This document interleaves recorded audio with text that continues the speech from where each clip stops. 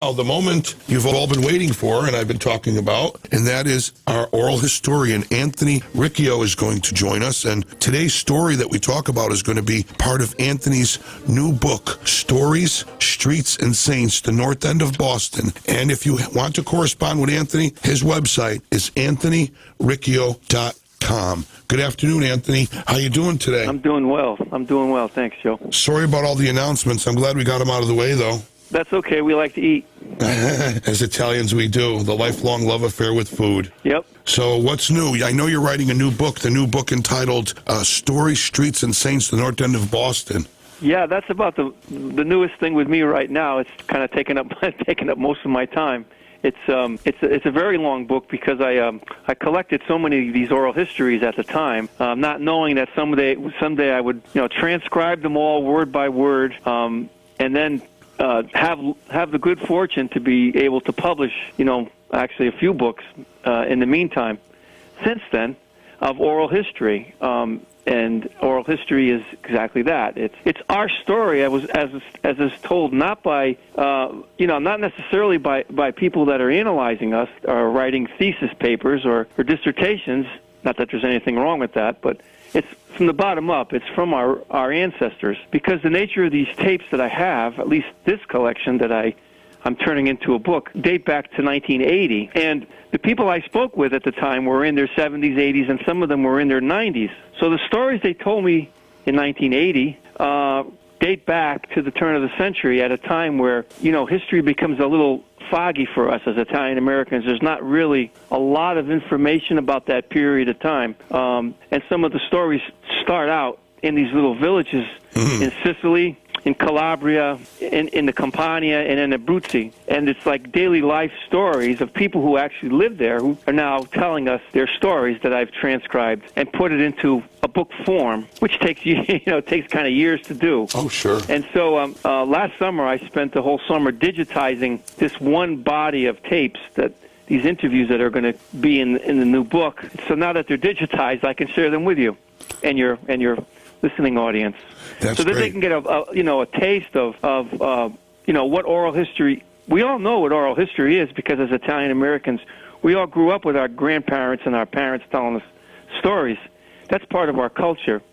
The sad part is that no one's really documented it in any great way. I mean, people have used oral histories to write thesis papers and to write books, but it's always in the background. What I do with my books is I put it in right up in front, for everyone to read, and then I analyze it, but I let them take the lead, as if I was sitting at my grandmother's table listening to her tell me stories about the, life in the old country or what it was like to come to America. I like to let them tell us their stories once again, because the power of these oral histories is that it keeps reminding us as Italian Americans, I think, or I hope, who we are and where we came from. And it's something that I think that we're losing, and the power of these stories will take you back to your roots, I think. Oh, absolutely. Ladies and gentlemen, you're listening to Carosello Italiano. This is our oral historian, Anthony Riccio. Anthony, do you want me to roll the segment with Mrs. Carolla? Yeah, this is one of the many tapes. When I lived in Boston, I was fortunate enough to live in the North End of Boston for 6 years,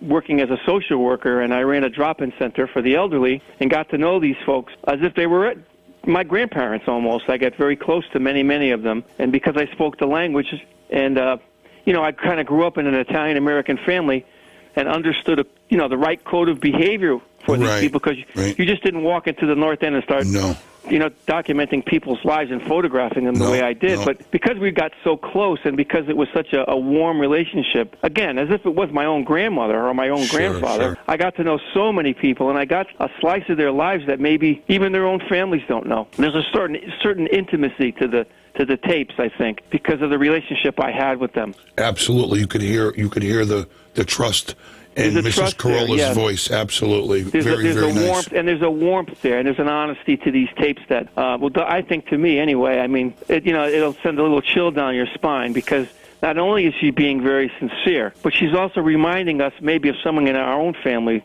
That's maybe my right. grandmother, your grandmother, Yes. your aunt, your mother. Oh, yes. It's all the same voice in a way. Let's hear the segment, and we'll come right back with Anthony. Sure. Here it is. And we lived better then. We were more happy. There was not a closeness. We were all one big family.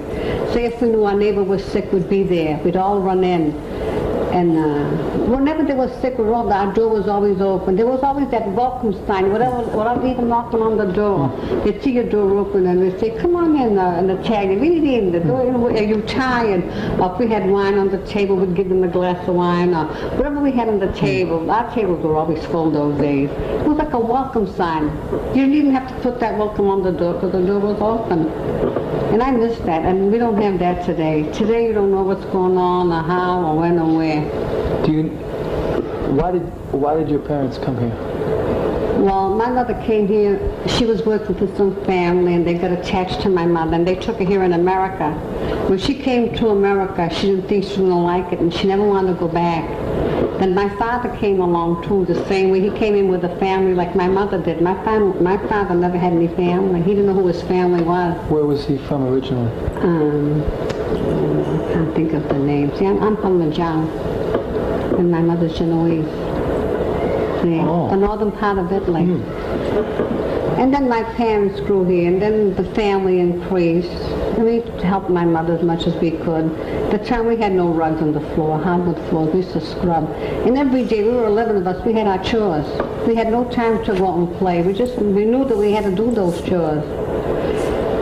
Okay, there we are, segment one. Go ahead, Anthony. I'll get segment two ready. That's really kind of the essence of an Italian family. It's just so interesting the way she says it. She said the welcome sign was always out in front. It really was. It wasn't a welcome sign, but what she's saying that metaphorically was that, the door was always, there was that sense of openness, and I dare say, love between people, or mutual respect between people. That life in these tenement houses in these very congested areas. There was a lot of warmth and love between people in those days. And then she said, and then she speaks to the essence of the Italian family, especially those families in the 20s, because she's talking about the 20s and the 30s. When people were struggling and they had large families, you didn't have time to fool around.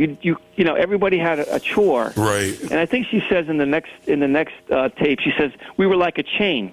Yes. It's a beautiful metaphor for the family. That's right. You ready to play segment two? Sure, yeah. Here it is. Yeah. Here it is. Salem Street, them are all gone.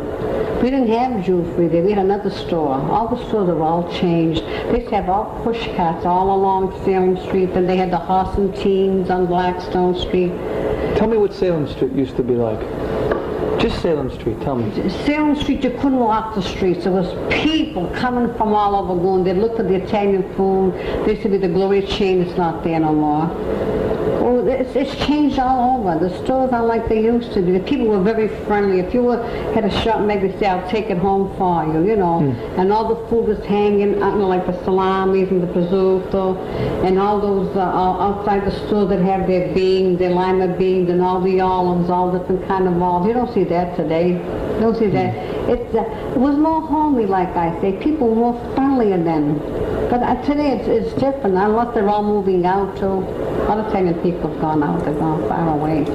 But Salem Street was very homey, push cars and the peddlers hauling. I'd say, "Come here, I got some nice fruit today," or "I got some nice fish today." Yes, she's describing, I think, the main thoroughfare of any Italian-American neighborhood, just like in Hartford, Franklin Street. In New Haven, you had Worcester Street. You had these long boulevards in the bigger cities. But in the North End, it was kind of small because it was sort of a little enclave. And there was a street called Salem Street where they had all the Italian and the Jewish merchants with an assortment of these different stores and delis and fish stores and meat markets. And then you could almost feel it.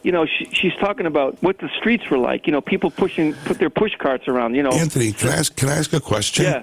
Is there any of that at all left? If you return to Boston's North End, is there any of that left? Are there still Italian stores downtown? Can you still buy anything fresh off of a cart at all? Not so much off a cart anymore, but they have in the North End of Boston right now. They have a lot of kind of high-end delis that are there, and delis, right. that cater to the Italian market. But most of that stuff is imported from Italy, but you don't have the street life, or you don't have the colorful, noises and sounds and smells that she's talking about. So Salem Street, long gone. Salem Street today, as opposed to even 1980 when you were asking her, it's probably even changed more, right? I wish I could show you the photograph I have of it today. It's so sterile. It's the fish store on the corner used to be had an ATM machine on it, and then it became an Irish bar, and now it's going to be a bank. I think the bank of something or other. So, but it's a metaphor for our time. I mean, it's just the way of the world. I mean, sure. Do you want me to go ahead and roll segment 3 of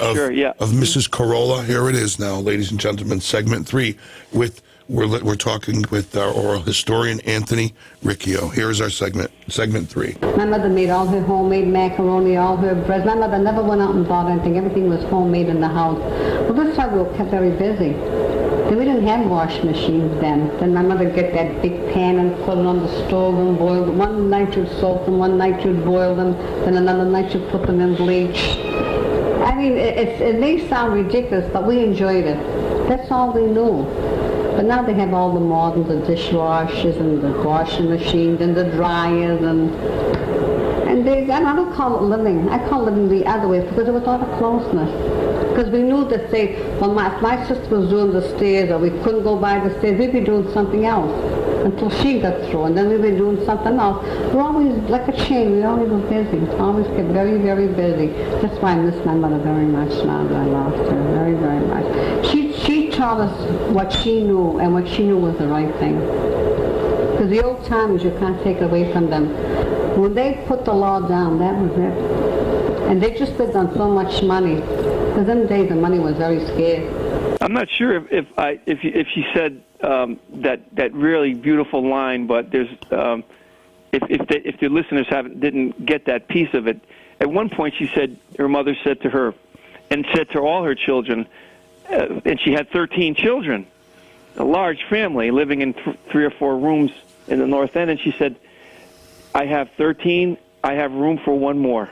Wow. I don't know if that came through on the tape, but that was one segment of that interview where and that sense of hospitality, that sense of, respect for the stranger or the visitor, that's part of who we were as Italian Americans, and that goes back, that sense of respect for the visitor, that goes back to Homer's Odyssey. That's millennia old. That goes back to, when southern Italy was Greek. And that's who we are. Oh, yeah. They still, you go to Italy this day, and they still have a deep respect for visitors. They give you their bedroom. They give you anything when you go there, Exactly. And that's exactly what existed at one time. And in these, I dare say, a lot of these Italian-American neighborhoods, that was part of our culture, was the openness and the sharing and the willingness to, the empathy for others, the sense that, you weren't going to just be compassionate to each other. You were going to be empathetic, which was even on a higher level than compassion, because empathy means you feel what the other person's feeling. Right. Compassion means, you felt sorry for the person, but empathy was, and that's what they taught you. That is the Italian way. It the sure Italian is. way, and I don't know if we forgot that. Well, it's funny. My father was a man who remembered it because he was remembered for being that way.